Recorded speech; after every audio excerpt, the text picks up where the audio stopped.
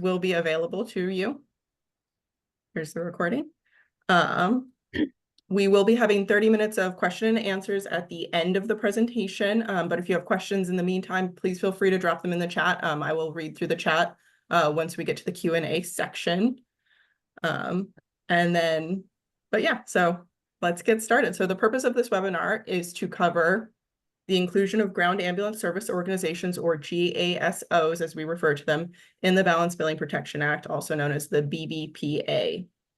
We'll be going over some of the background information on the Balanced Billing Protection Act, what is balanced billing or surprise billing, why it's important, why we're including GASOs now, that sort of thing. My name is Sydney Regala. I am a health policy analyst here at the Office of the Insurance Commissioner, and I'm joined today by my colleagues Sharon Daniel, Simon Casson, and Jane Beyer, as well as Tracy Thornburg. All right. There we go. So what is balanced billing? Balanced billing is when an out-of-network provider bills a patient for the difference between what the health plan agrees to pay and the full amount charged for the services provided. So that's just the basic definition that we are working off of. Now, an example of this is an out-of-network ground ambulance service organization provides an ALS-1 emergency transport from the scene of a car accident to the nearest hospital. The total bill charges for that transport are $1,000, but because it's out of network, the insurance payment is $200. The consumer cost sharing is $300, but that leaves $500 unpaid. That $500 is considered a potential balance bill. And that can be that used to be able to be charged to the consumer. So this is a big deal because a Fair Health Prices Washington survey was conducted in June of 2024 of 1,000 Washington residents, and they found that 31% of these residents live in a household with medical debt. Now, if we look back at that slide, you can see that in this particular case, if the consumer already has to pay $300 for their normal cost sharing, and they have the potential of a $500 balance bill, that means that they are potentially on the hook for $800. Now, that's a lot of money for most people. In fact, 63% of the people in that survey I just mentioned said that if they received a medical bill of $500 or more, they would be unable to or struggle to pay it. Now, the OIC conducted a survey that went to the legislature in 2023 and found that the average balance bill for consumers when they receive an emergency ground ambulance transport is about $500, which means we know that over half of Washington residents would struggle to pay that sort of balance bill in this type of emergency situation. And this study that I'm mentioning, the 2023 report to the legislature, that was conducted by the OIC. We formed the Ground Ambulance Advisory Group. I expect we have a few members of that group here. Thank you again for all of your help with this. And essentially, it was a group that had ground ambulance providers in it. It had health insurance carriers and consumer groups. The report is available on the OIC website, as well as an executive summary. I highly recommend anyone who wants to learn more about balanced billing and the process of including GASOs in the Balanced Billing Protection Act, they go look at that study. So we have two laws that are really important to understand in the context of balanced billing. So there's the State Balanced Billing Protection Act, which is the Washington specific one. And then we have the Federal No Surprises Act. So the Washington Balanced Billing Protection Act was originally passed in 2019. Then when the Federal No Surprises Act was passed in 2020, we passed E2 SHB 1688, which aligned the BBPA with the federal NSA statute, but it retained a lot of the key consumer protections that made the Washington State Balanced Billing Protection Act such a well-liked law. Now we have SSB 5986, which is going to be effective January 1, 2025, so in a few months here. Now, the important thing to note is the previous BBPA and the Federal No Surprises Act did not include ground ambulances as entities that were prohibited from balance billing. SSB 5986 adds balance billing protections for covered emergency and non-emergency ground ambulance transports. All of the BBPA consumer protections apply, and the other important part of this law is it established a rate formula for non-participating ground ambulance transports. And we'll get into that formula a little bit more later on, but those are kind of the high-level aspects of these three laws that are kind of important to understand the history and the context of balance billing in our state. So the plans that the BBPA applies to are fully insured health plans sold in Washington state, and this includes plans that are sold on the exchange. That equals roughly about 1.3 million lives based on our latest count. It also includes the public employee and state school employee health plans, also known as PEP and SEB, which are about 600,000 lives. We also have a opt-in feature for our self-funded health plans.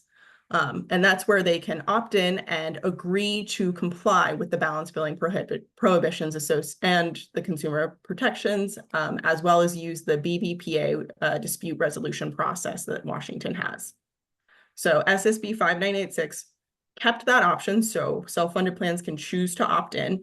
Our latest count shows that we're at about 450 self-funded health plans that opted in, which was really great to see. We were really excited that so many plans chose to opt in. And now I'm going to turn it over to Sharon to go over a little bit more of the consumer protection elements that really make our balance billing protection laws unique. Thank you, Sydney. So along with being protected from balance billing, the consumer cost sharing is the same as if the service had been received from an in-network provider, so they cannot be charged more to see an out-of-network provider. Also, those cost shares need to be applied to their deductible as well as their out-of-pocket maximum. In addition to this, if they overpay, if they happen to pay an out-of-network provider more than they are supposed to, then the provider would have to refund the money to the consumer with interest. Next slide, Sydney. Okay. Next slide, Sydney. Someone. Thank you. So consumers cannot be asked to waive their balance billing protections in any situation. For self-funded groups that have opted into our Balance Billing Protection Act, they too cannot be asked to waive their balance billing protections. It's a little different for the self-funded plans that have chosen not to opt in. The No Surprises Act notice and consent provisions do apply. But even in those situations, they cannot require a consumer to sign the waiver and to forfeit their balance billing protections. They can ask them, but they can't force them. Next slide. Next slide. Okay, there we go. OSC has updated the Notice of Consumer Rights. We are in the process of translating into the top 10 languages, and so that will be posted on our website shortly. Starting January 1st, carriers, providers, ground ambulance service organizations, and facilities must begin using this notice. Also, another way for consumers to know that their services are subject to the balance billing is the explanation of benefits. The carriers let them know on the EOB that this particular service is subject to the Balance Billing Protection Acts and what their patient responsibility is. So I turn it back to you, Sydney.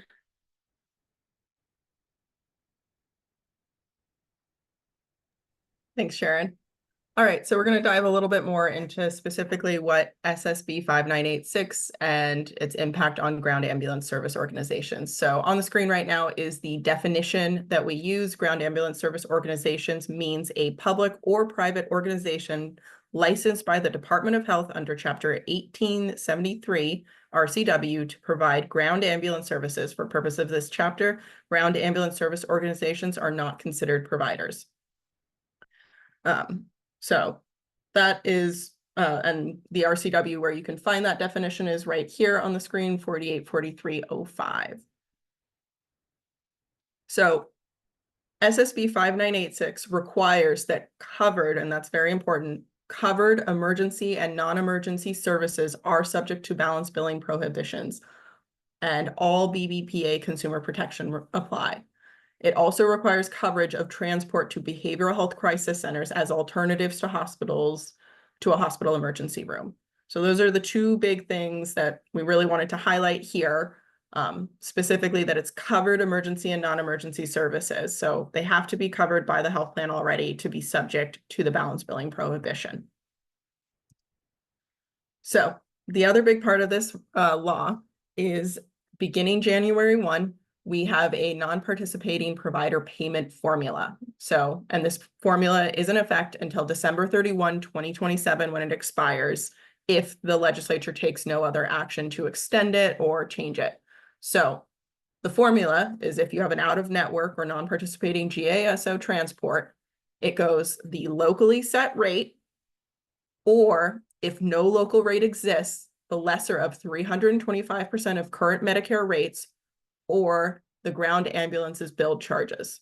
So that's the formula that has been established. We elected to use this formula because we heard in the ground ambulance advisory group specifically that they didn't want to have to go through the arbitration process. You know, we were trying to make sure that we came up with something that was going to work for ground ambulance providers everywhere, because we know that there are some large ones, and then we also know that there are some tiny volunteer ones. So we were trying to make something that worked for everyone, and this was the most well-liked solution that everybody seemed to support. So diving in a little bit more into what the locally set rate means. So this is the rate established by the local governmental entity where the covered healthcare services originated for the provision of ground ambulance services by a ground ambulance service organization owned or operated by the local government entity, or where the ground ambulance services were provided by a private ground ambulance service organization under contract with the local government entity where the covered healthcare services originated. So those are the two definitions, one for public and one for private ground ambulance services, but they're previously established rates. And a new part of this is that both of those rates are required to be submitted to the Office of the Insurance Commissioner, and they are due October 16th, 2024. And that is required in RCW 4849-205 subsection 3. And now we're going to get into a little bit more of we're going to dive a little bit more into the locally set rate submission process, since I know that's what most likely a lot of you are here for. And we'll also have Simon walk through this a little bit more, but going to go into a little bit more background on this. So first, this is a proposed rate or rate submission process. And I want to detour slightly to tell you guys a little bit about our rulemaking process here at the OIC, because SSB 5986 was passed and it takes effect January 1, 2025. But to implement a law like this, of something of this size, we engage in something called rulemaking. And rulemaking is where we kind of set the more like nitty-gritty details of how a law is actually going to work. So we are currently in the rulemaking process for this, and that's why it is a proposed rate submission timeline, because we haven't formally approved it yet. We just closed our comment period for the second pre-publication draft, and we are about to open it up in another couple of weeks for the CR 102, which is another comment period. We highly encourage people to read the law and to sign up online to receive updates. I will share a link to where you can find all of the information about the rulemaking. And there will be a public hearing that you are welcome to attend and also share your thoughts on. So back to this. So first, rate submission. This is the first time that we're collecting rates. They are going to be due October 16th, 2024. We will be dropping the link to submit those rates in here as well as, and as I mentioned, Simon is going to be walking through this in a little bit more detail. The proposal for all future updates that is still pending rulemaking is we are proposing that going forward, all rates will be due October 1 of each year, and they will take effect January 1 of the following year. So the example we gave is if you submit your rates by October 1 of 2025, the rates wouldn't become effective until January 1, 2026. But we are also proposing an exception process, because we heard from the ground ambulance service organizations that sometimes it's not feasible for them to wait that long for a rate to take effect. You know, there are various concerns, and we wanted to give them an option to be responsive. So the proposed exception process is if you can't wait until the October 1 and January 1 deadline for a new rate, you have to follow these four steps. So first, there has to be an emergency risk to the financial viability of the GASO. So you have to explain why you need this rate increase or change to stay financially viable as a ground ambulance service organization, because we definitely don't want to see those close. as a result of this law. The GASO still has to follow their local public process for updating their rates, whatever that may be. Those processes have been working great, so we want to continue supporting those. The new rate cannot be effective for at least 60 days following its approval at the local government level. And you have to submit the rate to the OIC at least 30 days prior to the effective date. So that's the exception process that we are proposing. Like I said, I will share the link to our rulemaking page. You are welcome to submit comments and attend the public hearing and sign up for notifications about that. Also part of RCW 4849205 is that the OIC will be maintaining a publicly accessible database for these rates. We will be creating a link for people to be able to sign up for alerts about that as well. It's coming soon. And we'll have the public database for those rates available after the first rates are submitted, obviously. We don't have an exact timeline on that, but we can't create a database of nothing yet. So thank you for your patience regarding that, but that will also be available on the website and you can sign up for alerts there as well. And now I'm going to turn it over to Simon. Thank you, Sydney. Hi, everybody. I'm hoping I can share my screen. There we go, perfect. Okay, great. Thanks, Sydney. Hopefully you're seeing this Office of the Insurance Commissioner logo here in the middle. Okay, great. So I'm going to walk through two items. The first here is the locally set rate submission form that Sydney was just talking about. And this is in essentially a survey form for the GASOs to fill out by that October deadline. And then second, I will walk through what the publicly available local rate data set will look like, and which is created using the submissions from this local rate form. So the link for the survey or for this form is available on our website. And when you click on that link, it'll take you to this page here. So the first section is asking for some contact information. This is where you'll input the GASO name. And I've pre-filled this with just illustrative data. This is not real. This is just for purposes of walking through this. So this is where you would input the GASO name. Here we put in City Fire and Rescue. Next, we input the 10-digit national provider identifier, the 10-digit NPI number. This has to be 10 digits, otherwise you will not be allowed to proceed. So there's some validation here. So make sure that is 10 digits. It asks for the submitter name, the submitter email address, and the phone number. And then this question is asking how many private ambulance organizations you contract with to provide services. So if none, you can go ahead and select 0. For this example, I have selected that this made up GASO, City Fire and Rescue, does have a contract with one private ambulance organization. So once that's filled out, we can go to the next section of this form. Okay. So here's where we enter a little bit of information about that private ambulance organization that I indicated in the previous page. So we'll input their MPI here, and then also the name of that private ambulance organization. And if you had indicated that you contract with multiple other private ambulance organizations, this would have multiple rows, so 2, 3, 4. So this kind of adjusts to how you responded in the previous question. Then we ask who is submitting this form, whether it's the GASO themselves or if it is an entity on behalf of the GASO. And if it is an entity on behalf of the GASO, we just ask that you input the name of it. And so for this example, I have input a made-up organization, EMS billing. But I suspect for a lot of folks, it would just be the GASO. So you can go ahead and click that too.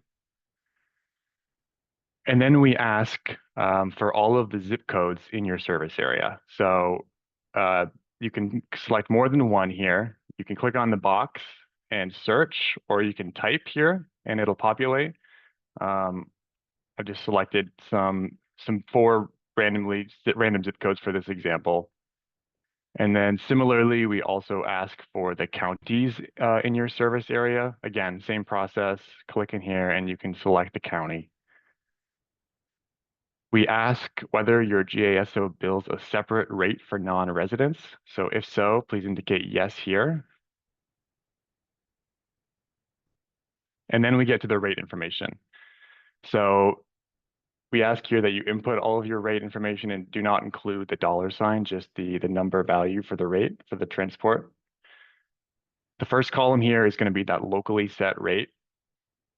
The second column, because we indicated in the previous page that we have a non-resident rate, it's going to ask for what that non-resident rate is for each of these transport codes.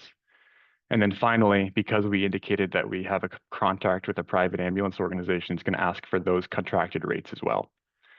So you can go ahead and input those for each of these different space codes and mileage code. And you can see, as in the example here, this made-up organization does not have a rate for specialty care transport. And so you can leave certain codes blank if that's not something that you provide. And then we ask for when the locally set rates are effective. So here you would just go ahead and select the month, the day, and the year when that is effective. And then similarly, we do ask when the contracted rates are effective. So if that is different, you would indicate that here. And in this case, for this example, they are the same date. And then finally, we just have a little section where we ask for any additional comments. And this is an optional input. And once you get to that section, you finish up and you click submit. So that is the submission form in its totality. It is live now, so that is available on our website. And I do also want to show what the actual public data set will look like once we have compiled all these submissions.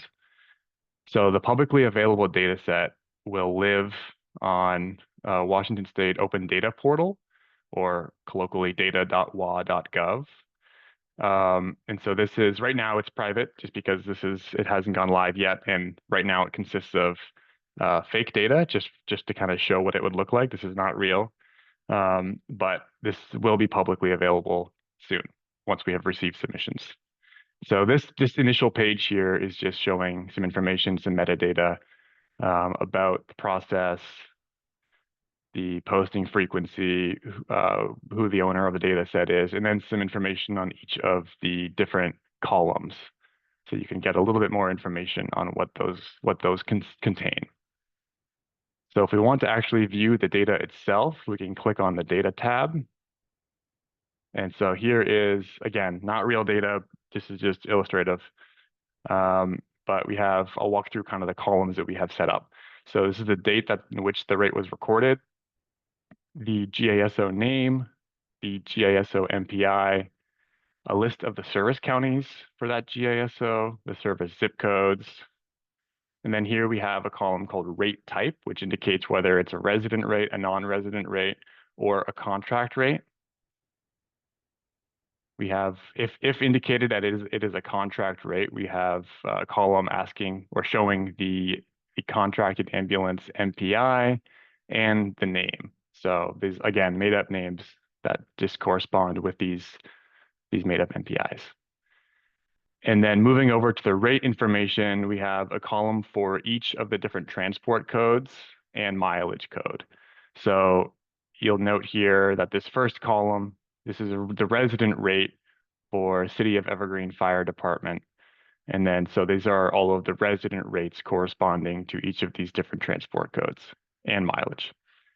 And then we have the effective date for each of those transport codes. And additionally, if additional comments were submitted.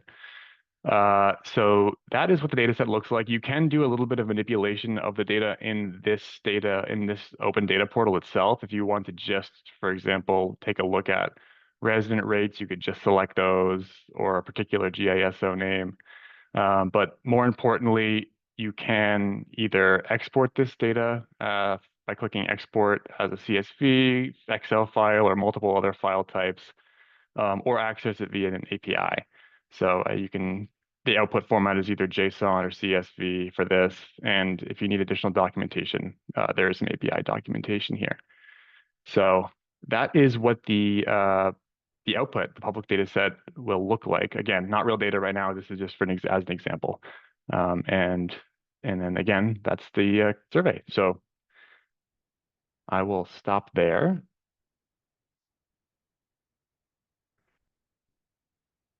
And I will hand it back over to Sydney. Alrighty. Thank you, Simon. And now we're going to go over a little bit of the enforcement, and I'm going to turn it over to Jane. Good afternoon, everybody. So we want to talk about how we approach enforcement, and really the approach to enforcement was originally agreed upon when the BBPA was first enacted in 2019. And we essentially have the authority to enforce provisions of the No Surprises Act and the Consolidated Appropriations Act that it was a part of, and all of the federal rules that have been adopted that apply to health insurers that offer health plans in Washington state. Next slide, please.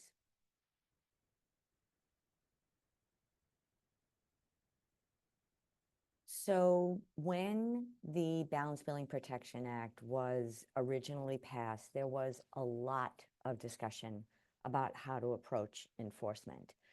And that's because the Office of the Insurance Commissioner regulates health insurers. Traditionally, we do not regulate either healthcare providers, nor do we regulate healthcare facilities, nor do we directly regulate ground ambulance providers. And the structure of the enforcement is that by statute, if we receive a complaint from a consumer regarding balance billing, we will take that complaint in, we will investigate the complaint, and we will give what is called an opportunity to cure to the provider.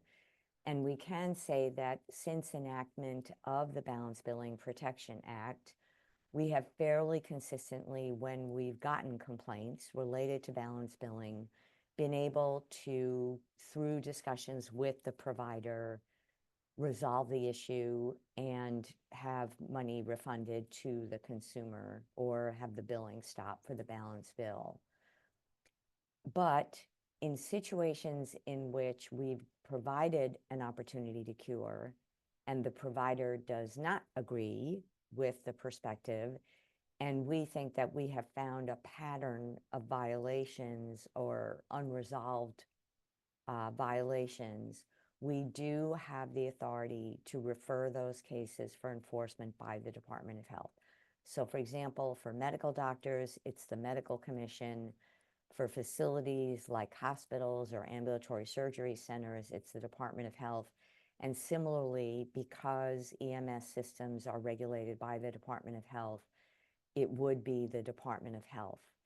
And so we have a memorandum of understanding that we have executed with the Department of Health that says that if they do receive a referral from us, they will use their standard process to investigate the violation.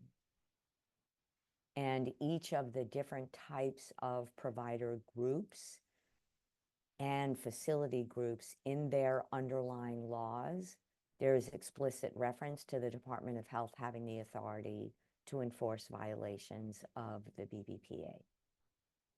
Next slide. Jane, can you speak up a bit? People are having a hard time hearing you. Okay, I can try it again. Let's see. So essentially, the bottom line, the important factor is that we will provide an opportunity for any provider when we get a complaint related to balance billing. We will provide an opportunity for the provider to cure the situation. And if we have a provider and we have more than one unresolved complaint, then we can refer it to the Department of Health. Hopefully folks could hear that. Okay, and I'm going to hand it back to Sydney to talk about next steps. Great. Thank you, Jane. All right. So as previously mentioned, we are currently in the rulemaking process for this law. This is a link to this, and I will show the website page that this looks like. We've also updated the OIC website, so we now have a lot of updated information regarding SSB 5986 and the inclusion of ground ambulance service organizations in the BBPA. That would be this link. And then if you're curious about the Ground Ambulance Advisory Group and all of the work that was associated with that, we do have a separate page set up for that as well. As I mentioned, this webinar is going to be posted on the OIC website. We just have to get the recording up and make sure that the captions are all good, and then we will get that set up. And then the other big thing is once we get the rate submissions from all of the ground ambulance service organizations, we will establish the publicly accessible database. So all of those exciting things are coming up. These are just some more resources. This covers the Federal No Surprises Act if you're interested in that, as well as the Consolidated Appropriations Act. This is the link to the actual law as it was written and passed in the legislature, as well as a summary of SSB 5986. And again, this is the link to the rulemaking.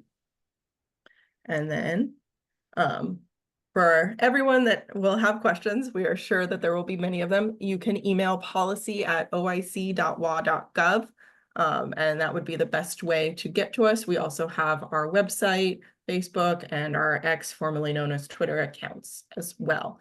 So now I'm going to show a few of the website pages. So I'm going to stop my sharing for a second. So that way everyone can see them. And yes, I will be dropping these into the chat as well. So just one second.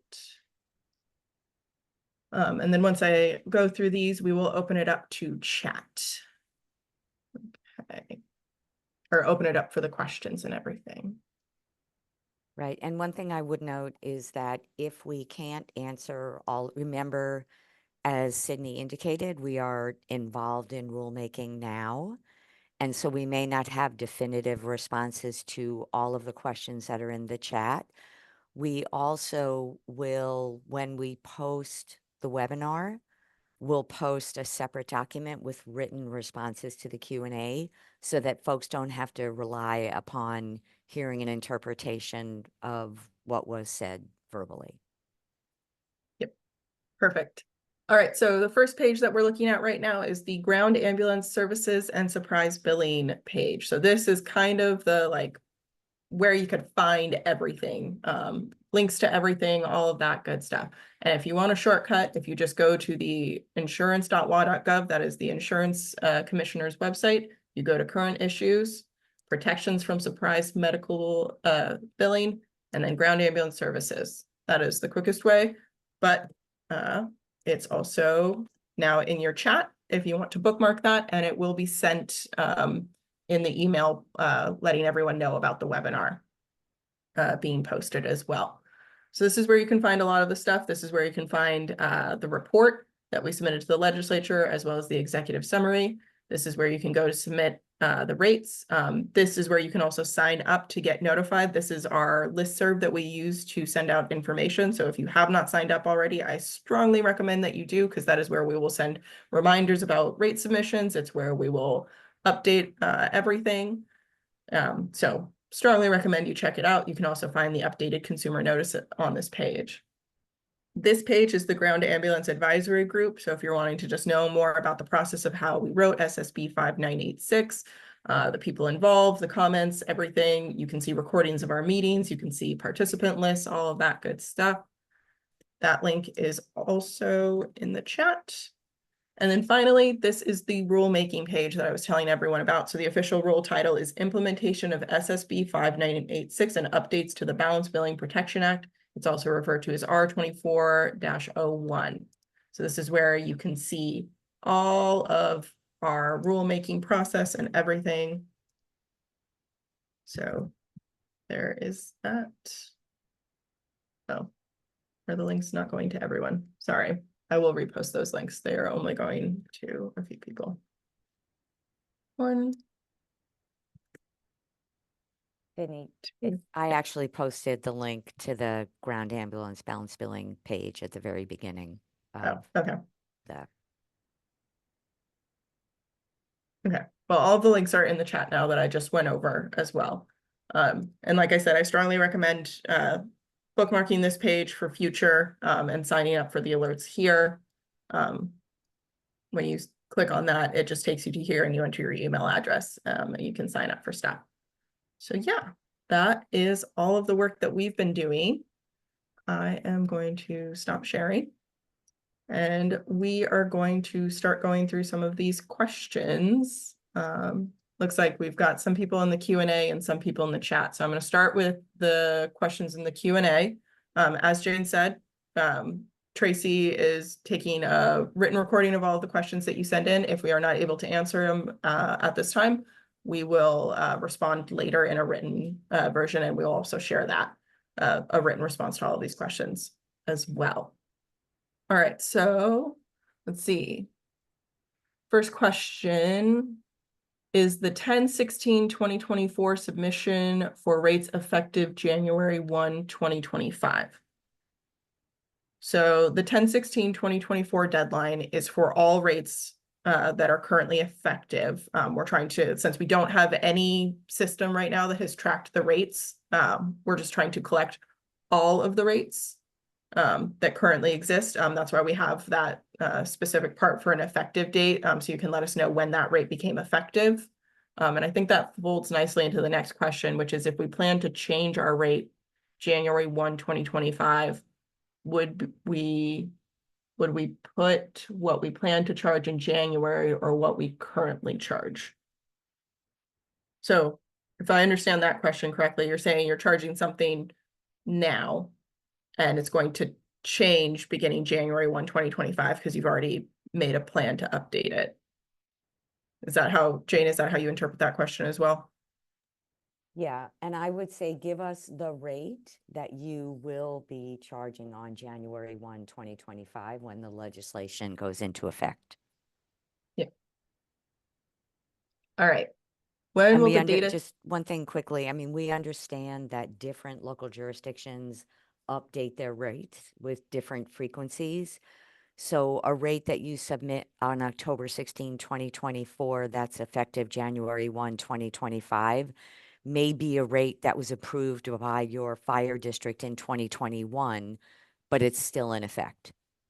So there's not an obligation on the part of ground ambulance service organizations to now update their rates. It's just whatever rate will be in effect on January 1 of 2025. Thank you. All right, next question. When will the data set be publicly available and live on public web? Additionally, can we get a list of the data columns descriptions that will be included in the public data set output? So we don't have an exact date for when the public data set will be available. It will be available sometime after October 16th when all of the rates are submitted. We have put together an Excel spreadsheet that gives an example of what the data looks like, and we can distribute that. The important thing to note, though, is the data that we mocked up in there is mock data. It is not real. It does not correspond to any existing ground ambulances. Any NPIs that relate to existing providers or organizations is purely coincidental. So we just want to be very, very clear that the data is not real, and it should not be used for anything, any actual things besides setting up back-end systems and stuff like that. All right. Is this going to apply to all billed transports from January 1, 2025 forward, or will include all transports already billed prior? So the law takes effect January 1, 2025. It does not apply to anything that has happened previously. It is not a retroactive law. It begins January 1, 2025. So all transports going forward from January 1, 2025, that's what it will apply to.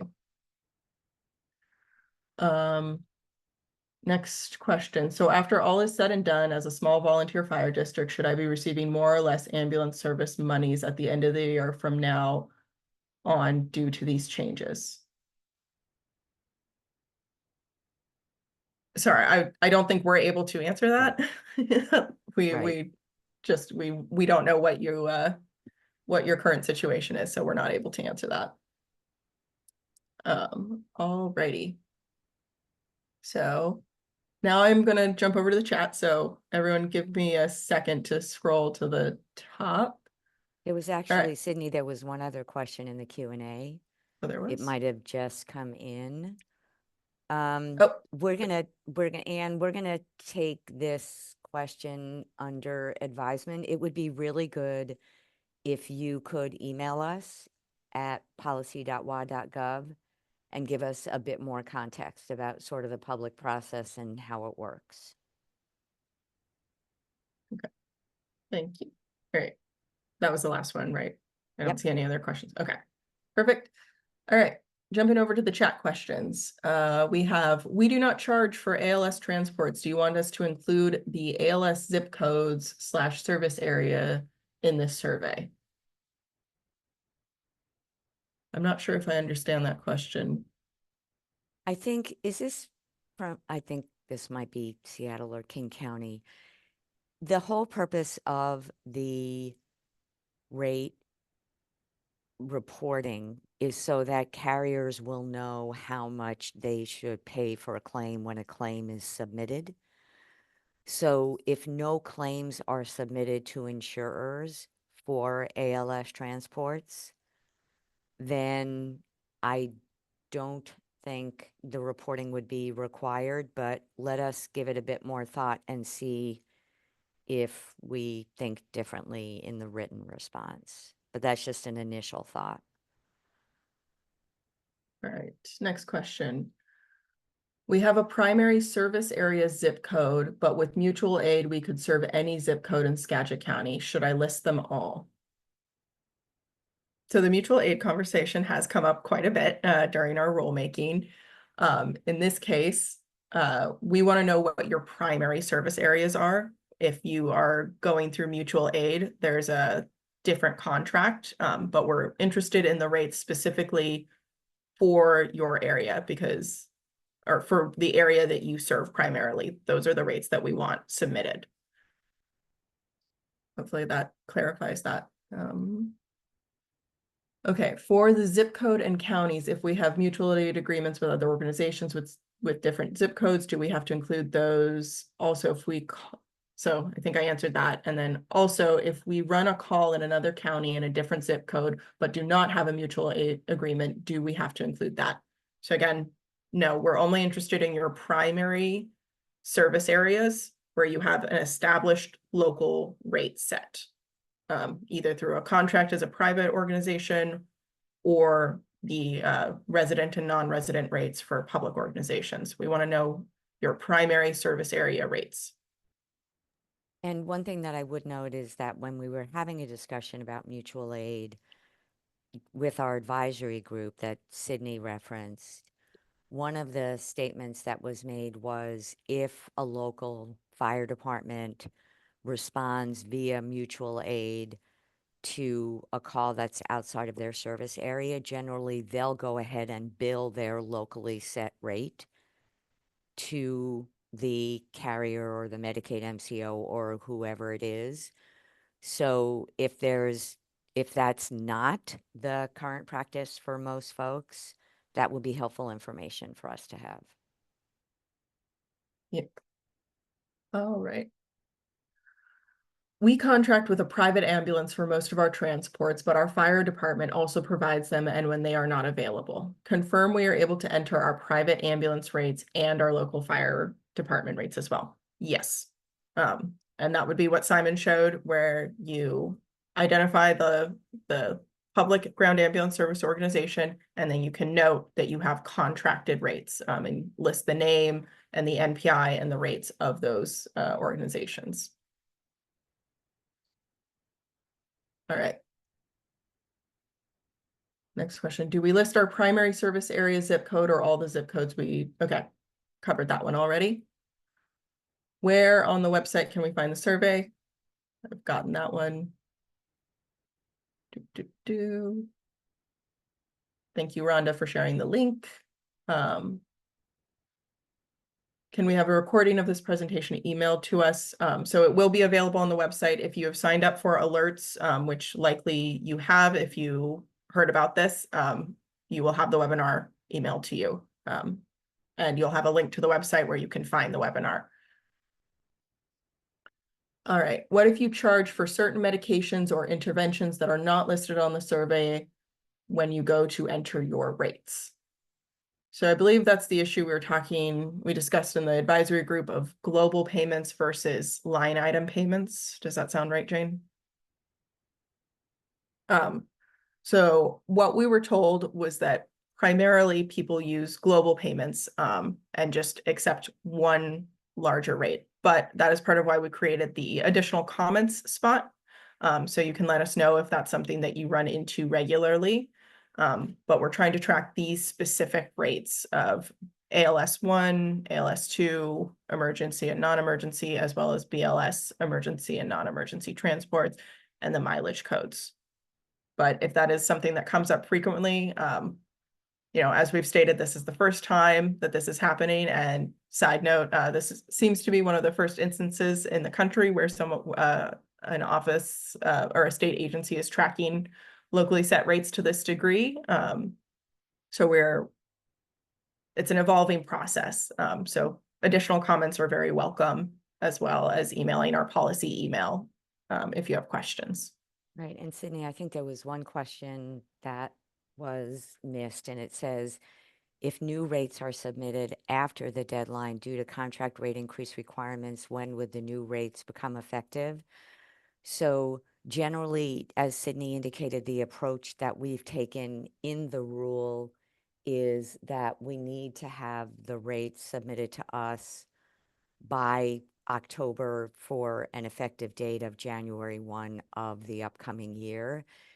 And so we would hope that that kind of structure could be adopted.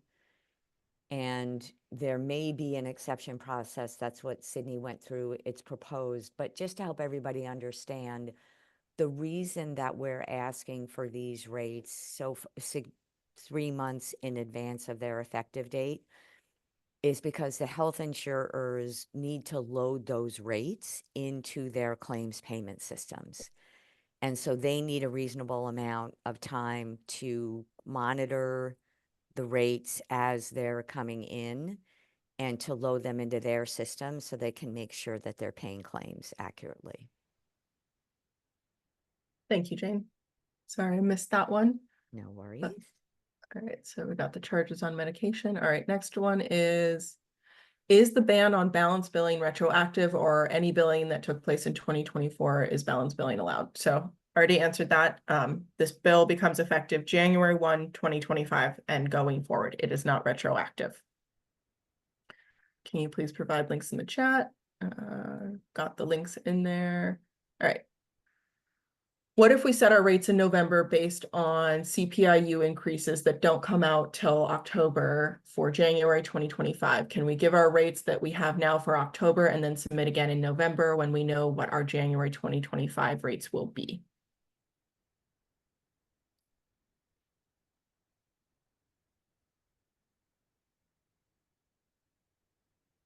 Okay. Amy, I think it would be helpful to know whether that's a common practice among, or for others, whether it's common for rate setting to wait for CPIU data to come out in October.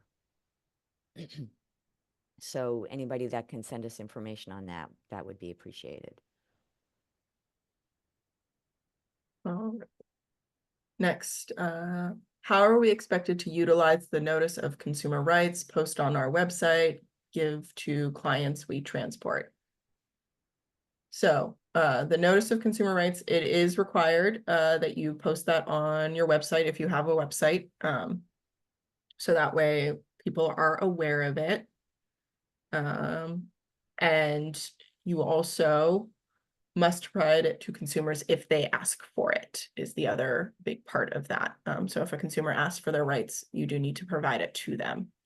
The current consumer rights, I think it's 3 pages, right, Sharon? No, it's one it's- 11 by 14 sheet, Yeah, okay. easily a- foldable into an envelope. Some Yep. of you have probably gotten those notices Yeah. for services that you've received. I know I have. All right, and then Jane, can you paste the email link here? Is that, I'm assuming this person is referring to the policy? Okay, I will Yeah. put that in the chat right now. So that is the email address that you can reach out to. Oh no, and I lost my place. 1 second. Okay. Oh no. All right, next question. How is non-resident defined in this case? We have a large primary service area, however, only 2 cities within the primary service area receive resident rates. So we're kind of, I think it's how you Right. have defined resident and non-resident. So in that case, if it's the people who live in the 2 cities that get the resident rate, those are the residents and everyone else is non-resident. Mhm. Next question. We do perform mutual aid to neighboring zip codes and we bill the patient that we transport. Do we include these zip codes? So again, mutual aid is not your primary service area. We are interested in the rates for your primary service area. Can you provide a bit more detail on the rate formula, specifically the 325% rule? Our rates are based on the average cost per transport filtered through the GEMT program. They likely exceed 325% of the current allowable costs of Medicare. So, how best to explain this? Well, I think I can explain it. So the decision was made by the legislature to defer to local jurisdictions to set their rates. So, and if the way you set your rates is by basing it on the average costs that you report to HCA for the GEMT program, then that's fine. If there's not a locally set rate, then the formula defaults to the lesser of 325% of Medicare or bill charges. So if you're setting rates, those are the rates under the statute that would govern the payment. All right. Next question. Our billing rates are either in district or out of district based upon transport location, not whether the patient resides within or outside the district. Should we add that to our comments when entering our out of district transport rates into the non-resident cell? And yes, that is common. So I would say yes. Mhm. Like that's if out of district and in district is how you define resident and non-resident, that's fine. We just went with the most common term that was used, so that's fine. Yep, common practice in King County. Good to know. District is in district and out of district is a common term. We had not heard that one yet. A lot of agencies wait for the CPI to increase rates. That is a common practice in the city of Vancouver. Can we submit our rates mid-year if we have rate increases? So we will be leaving the survey open all year. The rates are just due by October 1, and they can't become effective until January 1, 2025. That is the proposed rate submission process that we have in rule right now, that's still pending approval. So if you go through the rate approval process and say June, you could submit the rates in June, because that's before the October 1 deadline. They just can't become effective until January 1 of 2025. Hopefully that makes sense to everyone. And if you're seeking a rate increase in the middle of the year, that's the exception process that we were talking about. So you would need to show that there's some financial hardship that the GASO is experiencing. You need to follow your local rate submission process, and then you need to let the OIC know. And you have to allow a 60-day effective period. So if your rate approval goes, if you get the rate approved April 1, it can't be effective until June 1, June 1. And you need to let the OIC know no later than May 1, so that way we can update it and let people know. All right, Let's see, can we submit our rates? It is common, however, is base. October 1 is too early to have to submit rates based on our budgeting with our board. I'll send that in a comment to the OIC. Right. And Rhonda, we received that. Thanks. If a rate comes in after our October deadline, after the October deadline, when would those rates become effective? Currently, what we're proposing would be the following January. So if you submitted your rates November 1, they wouldn't become effective unless you're applying for the exception process. What we're proposing is those rates would not become effective. So if you submitted October 1 of 2025, those rates would become effective January 1, 2026. But say you have submitted rates on December 15th of 2025, those rates would effectively not be ready until, or would not become effective until January 1, 2027, unless you were applying for the exception process. And again, that's based on what's in the pre-publication draft that was sent out. It's helpful to understand how many of the local jurisdictions rely on the CPI update, the annual CPI update. Yes. Yeah, just to stress that it is proposed right now. It has not been finalized. All right, what about our GEMT rate? Do we disclose that, or is that separate for the GEMT program? That is separate for the GEMT program. That's not something that we're monitoring or collecting. Although we do coordinate with HCA and everything about that, and stay informed as sister agencies. Do we include average mileage in the rates or just the base rate for level of care? I might not be understanding this question correctly. Do we include average mileage in the rates or just the base rate for the level of care? So the mileage is a separate component, like we have a separate charge or code for that. And then we have a separate for the base rate. So I'm not sure where the average mileage would come in. I'm not sure if I'm Simon? understanding this question. Simon, Any yeah. thoughts, And- Simon? Yeah, so we currently have inputs for just the AO425 mileage code, but then it can differ by whether it's a resident, non-resident, or contract rate. But as the submission form stands, it is a inputting just the AO425 base rate transport. Okay. Next question. We have another comment about the CPI. The common practice comment was about waiting until CPI numbers to set rates. October is too early. This doesn't give our board or fire commission time to approve a new rate scheduled before October 1. Okay, these are a lot of follow-up comments about the October 1 deadline and local fire districts and agencies relying on the CPI and everything. Yes, we will struggle to meet this October 16th deadline based on the CPIU waiting and board approval. All right, next, the last question I have in the chat right now is, under the locally set rate, can you provide some examples of the local governmental entity? As a fire district, we cover both a city and unincorporated areas. Are we the local government entity, or is the city and county the local governmental entity? So Jane, go ahead. Yeah, the fire district is a Yeah. local governmental entity because it is the fire district that is providing the EMS services. And last question, I thought it was October 16th. So October 16th is the deadline for this year. October 1 is the proposed deadline for all following years. So for 2024, rates are due October 16th.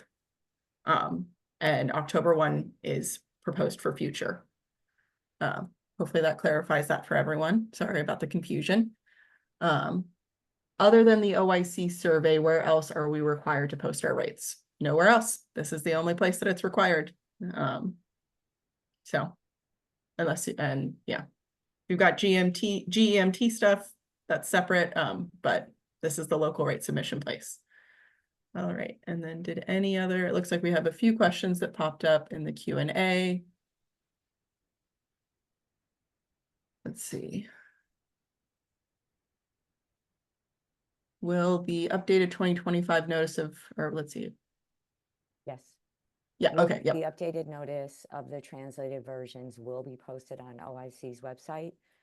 And if you sign up for our BVPA listserv, we are more than happy to send those links out. Yep. Yep. Let's see, we do perform mutual aid, but we do bill when we transport that patient from the neighboring area. I'm not sure if that's not really a question. We are a fire agency that does use a private ambulance company for all transports. Do we need to submit rate information or does the private company submit the information? So it is on the local governmental entities who submit the rate information. So that would be, in this case, the fire agency. Will there be a notification sent to all who sign up for the GASO related news email listserv when updated rates are submitted, posted on the public database output? If not, will a notification process be established to notify carriers of updated newly submitted GASO rates? So we are setting up a listserv that is separate for updated rates. It has not been set up yet. It will be available starting October 16th when those when the public data or the public rate submission process is complete. But we will have that set up and you can sign up for that. And that will also, you can also find that on the ground ambulance services billing webpage that I showed. We just are working on building that right now. But that will be set up. How will OIC notify when updated rates are submitted, posted on the public data set output mid-year? And that will be why that listserv is set up, because we wanted to be able to notify people and we didn't want to bog people down with a lot of emails from us, since there are effectively 3 listservs that you can sign up for at this point, or there will be 3 listservs that you can sign up for. So we wanted to give them a little bit more targeted. So there's the balance billing listserv, which is our really big one where you will hear all things balance billing. We have the GASO one that has been set up that I showed on the website that if you have not signed up for, I strongly recommend that you do. And then we will be setting up one for notifications about updates to the public data set. And so when we do if we do happen to update the data set mid-year, that is where you can, we will send out a notification there. To everyone that has signed up for that listserv. All right. The locally set rates states where the service originated and not the agency that provides the service. Agencies provide service to other agencies and each has their own unique fee schedule. Does that mean our agency will bill based on the originating location rate if not within our jurisdiction? And I think that relates back to the question that I asked folks to give us input on. Our understanding from some comments is that if EMS system A does a transport in EMS area B, that they're going to bill whatever they would bill as if it were a transport that originated in their area, in EMS area A. But if there's significant difference in practice on that, it would be helpful for us to have that information. Yep. All right. So that's the last answer in there. We've got a few more questions in the chat now. Apologized if I missed it. If there is no rate change, do we still submit annually? No. If you have not changed your rates, you do not need to resubmit them. We will just keep them as they are. Next, we charge a fee for rescue services. They are non-medical services that may be charged to a person whether we transport them or not. They are not included in the data we upload, correct? Yep. Correct. Yep. We're only interested in the CPT codes that you saw listed. Those are the rates that we are tracking. So if it is not a CPT code, we're not going to track it. Please feel free to provide that as an additional comment though, because we are interested in that for sure. It sounds like right. Sounds a little bit like treat but no transport, right? Right. So we are currently engaged in a study that we recommended in our report to the legislature that we undertake, which is an actuarial analysis of sort of the net costs and savings if treat but no transport situations were indeed covered services. Yep. All right. I've seen 2 deadlines, October 1 and October 16. Which is it? Again, October 16th for 2024. for right now, if you have, like, everyone needs to submit their rates by October 16th of 2024 this year. The October 1 deadline is a proposed deadline pending rulemaking, so it is not a deadline yet. October 16th, 2024. Let's see. Is it good enough to post the updated consumer rights notice on our agency website? So you are required to post this notice on your agency website. So please do that. Definitely do that. You have to post it there. If you have a website, you have to put the consumer notice on there. And then the other part of it is if a consumer asks for it, then it must be provided to them. And you can go about that in a variety of ways, but if they ask for it, you do have to give it to them. If they ask for it in a written format, like a paper copy. And yes, we do have a link to the most current consumer notice. I will drop that in the chat.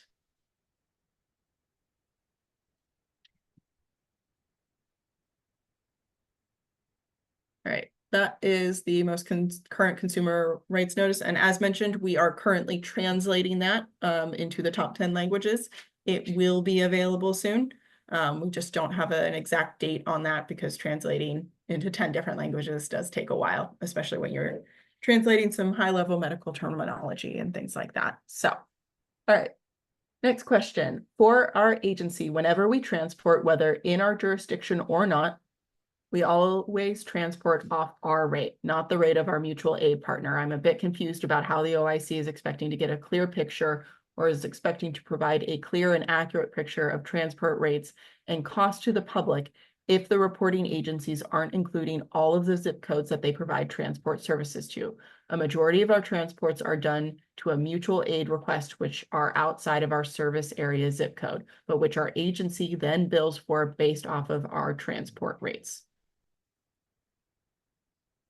So let us give some thought to whether, because it sounds like you're describing what our understanding of practice is when a mutual aid request is responded to. So let us give, I'm sorry, let us give some thought as to whether we should have ground services, I'm sorry, my throat. Whether we should have ground services organizations or ground ambulance services organizations report to us the zip codes that are served via mutual aid agreements. We'll take that under advisement. I also wanted to take an opportunity to clarify one thing about use of the consumer notice. There's a distinction. If a ground ambulance services organization has more than 50 employees, then at the time at which ground ambulance services are provided or within 72 hours of a patient's receipt of services, there is an obligation to provide the consumer rights notice. So for the small rural fire districts that don't have 50 employees, all you need to do is post the notice on your website. But for the larger EMS systems that have more than 50 employees, then I would say the good business practice is to basically give that notice to folks when you're doing the transport. I completely understand that somebody might not have the capacity to understand it at the time that you're doing a transport, but these are critical consumer protections that the person or a family member would need to understand. And the question about 50 FTEs or combination of FTEs and volunteers, the rule language as it currently reads references employees. So I don't think a volunteer is considered an employee. And in terms of the pages, the number of pages of the notice, I know I've seen it printed double-sided on an 11 by 14 sheet. The 3 pages that you see is probably assuming you're using an 8 by 11 sheet. Okay. And can we provide the consumer notice digitally via ESO and have them sign saying they received it? Let me get back to you Yeah. in writing on that one. We went into some detail on that in the rule, but I don't have it top of mind because it was when we did our rulemaking 2 years ago. All right, jumping back a little bit. Just an FYI, in the Tri-Cities, we have an MOU between the transporting agencies that if I transport a patient in their service area, I have to bill at their rate, not ours.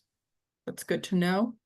Are the 1016 rates submitted by the GSO for an effective date of 1/1/2025? They're no, they can be effective for an earlier date. This is just our first attempt to get all of the local rates gathered. So we understand that some rates might have become effective in January 1 of 2023. There might be some rates that are effective October 1 of 2022.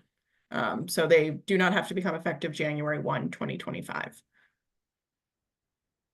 All right. We have reached the end of the questions in chat and the Q&A. But we do still have 15 minutes left in this webinar. So if anyone has burning questions, now is the time to type them in. I'll give a few minutes to see if anyone comes up with anything else, but hopefully this has been informative for everyone, and you've learned a lot. As I stated, this webinar will be posted on the OIC website. We'll also be sending out, we call them WebGov deliveries. I am having trouble finding the notice of consumer rights. Yes. So the most current one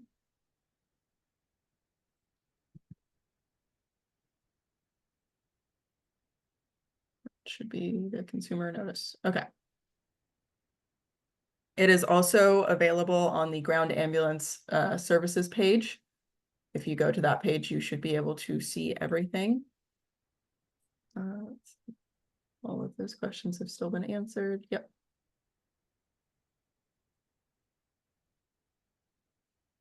Let's see. But yeah, so hopefully this has been informative. We will be having 2 other webinars if you're interested. This one was obviously specifically geared towards ground ambulance service organizations since they were not previously included in the Balanced Billing Protection Act. And so we wanted to make sure we gave an opportunity to kind of go over a broader view of it.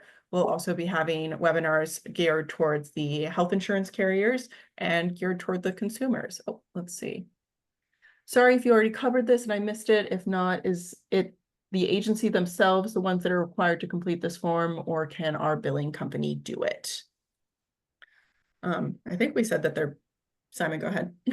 Yeah, there isn't, the billing agency can submit on behalf of the GASO. There's just a question that asks who is submitting, whether it's the GASO themselves or the billing entity or other entity on behalf of that GASO.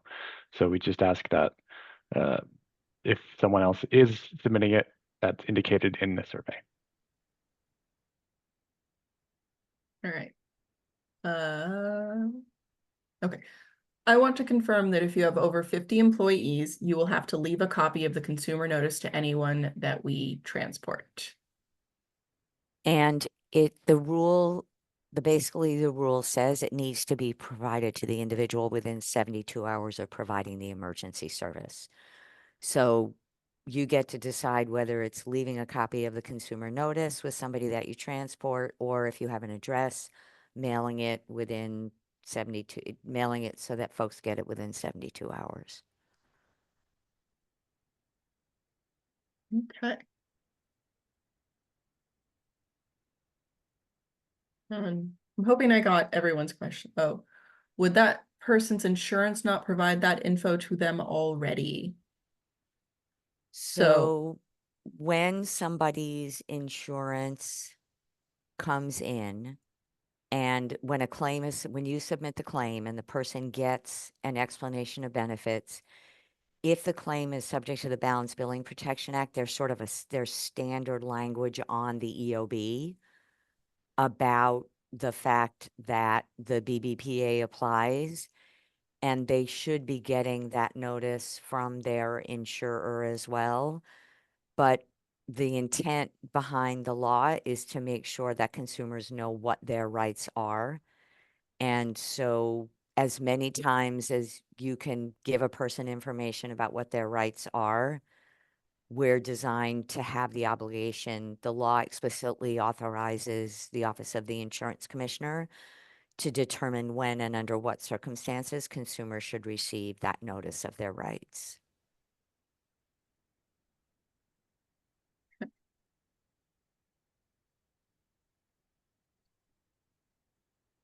How will OIC notify when updated rates are submitted or posted on public data set output mid-year and beyond?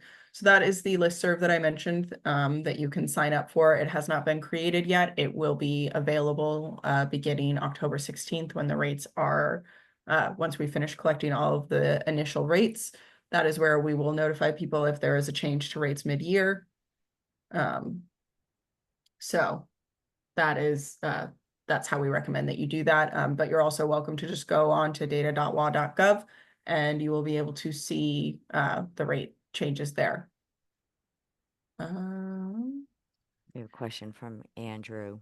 Yeah, the presentation mentioned facilities as needing to provide the notice of consumer rights. They are already provide these for other services under the BBPA. Do they need to provide the notice regarding ambulance services if that is not a service they bill for? No, they don't. No. Is this something that hospitals can provide to transported patients as part of their admittance packet? So, If go ahead, somebody Jane. goes in through an ED, the hospital is obligated to provide the notice to the person. And again, this goes back to the getting the information to consumers to make sure that they have it. Yep. So the consumer notice doesn't have to be given out till January 1, correct? That is correct. This is not a requirement until January 1, 2025, when the full law goes into effect.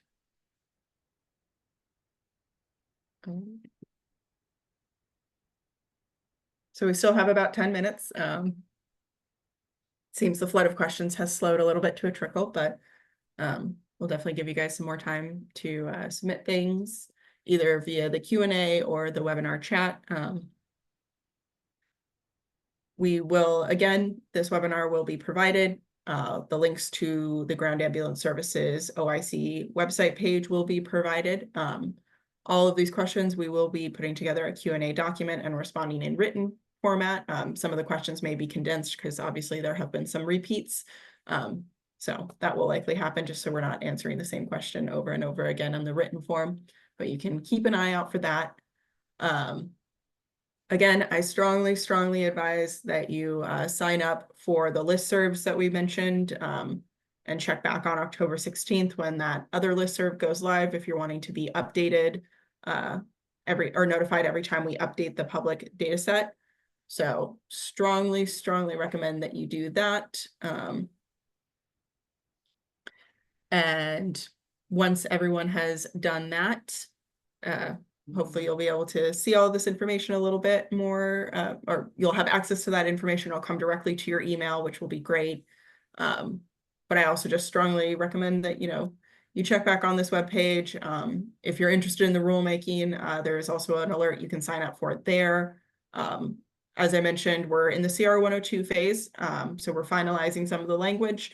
But it will be open for public comment, and we also will be having a public hearing where you can again come and tell us exactly what you think. But we also strongly recommend submitting written comments. It's one of the best ways that we have to making sure that we get exactly what it is that you're trying to say and can respond to it fully.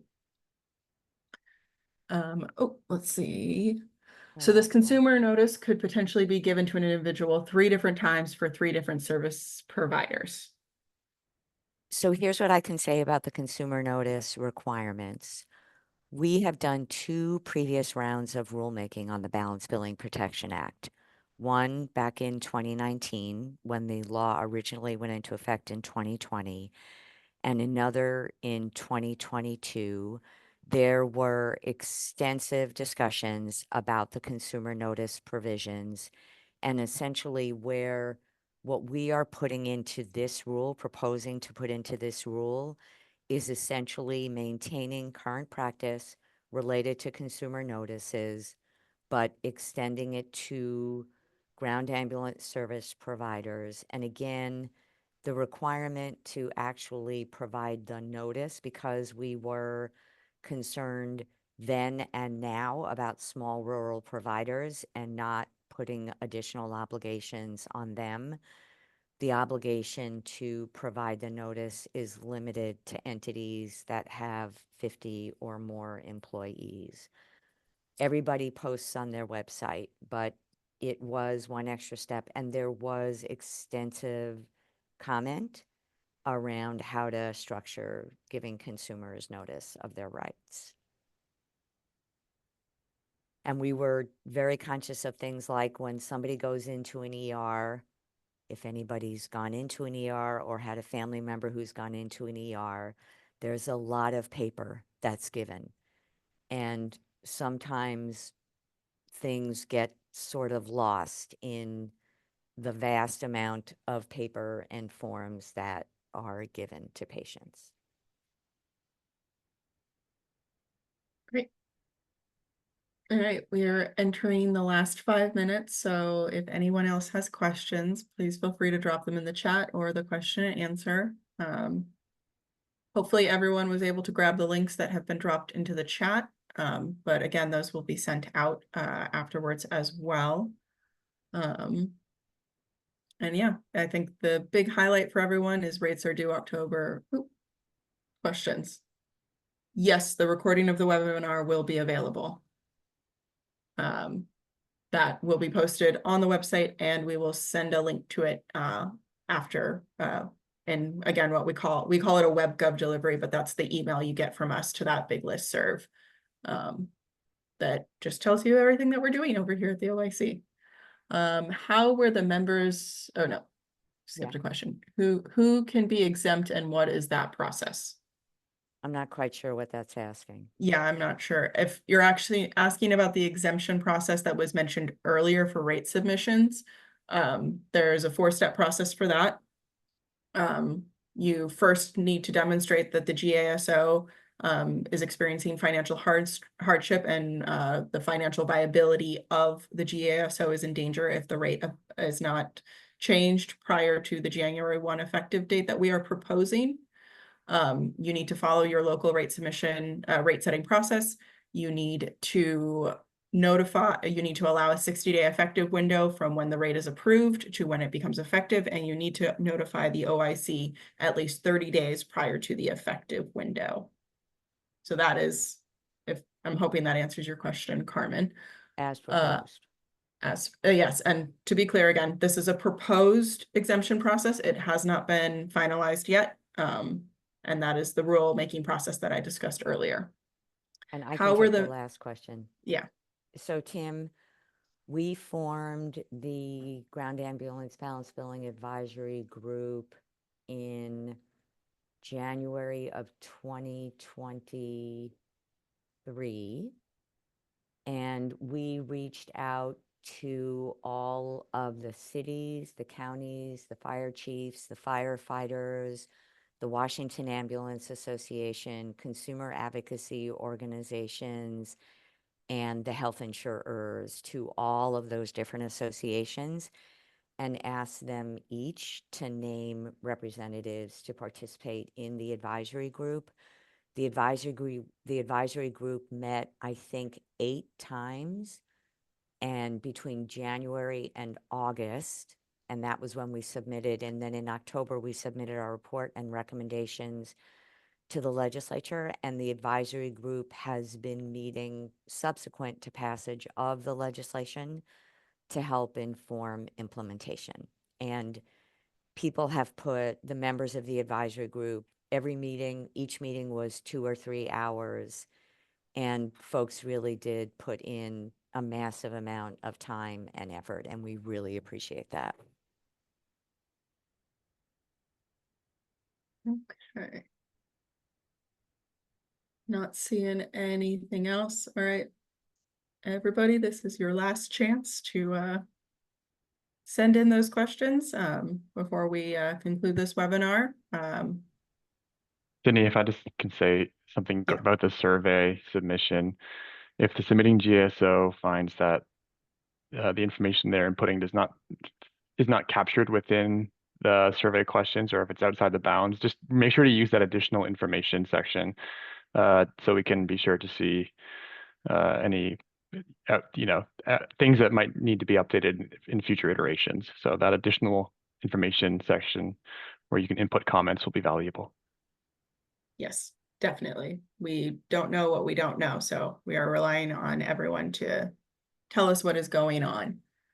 All right, so I think we have answered all of the questions between the Q&A and the chat at this point. I just want to thank everyone for taking the time to attend today. We really appreciate it. Again, please sign up for alerts. I will drop the webpage into the chat one last time, just so everyone has it. This is the best place that you can go to get information on everything ground ambulance service organizations, OIC, implementation of SSB 5986. Just highly recommend you check out that page, sign up for the alerts. That is your best resource. And I also put earlier in the chat the policy OIC email for questions as well. But again, thank you so much for joining us today. Sorry, one last question. For the overpayments you mentioned have to repay with interest, where do I find the interest rate? That should be in the rule, correct, Jane? Yes. Yep, so that would be in WAC 284-43B. Ooh, I'm blanking on the number. We'll put it in the written.